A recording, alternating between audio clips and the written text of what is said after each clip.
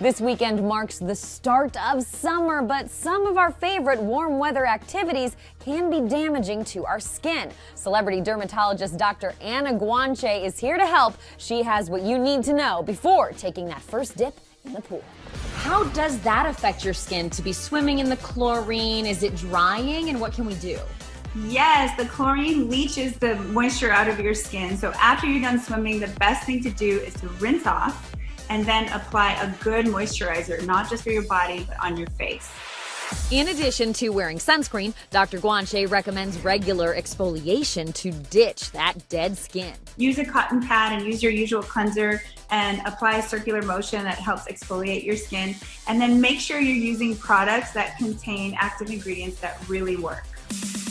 So we teamed up with Dr. Guanche and RoC Skincare to help keep your skin hydrated, not just in the summer, but all year round. I love RoC Retinol Correction Max Hydration Cream. It contains two of my favorite ingredients.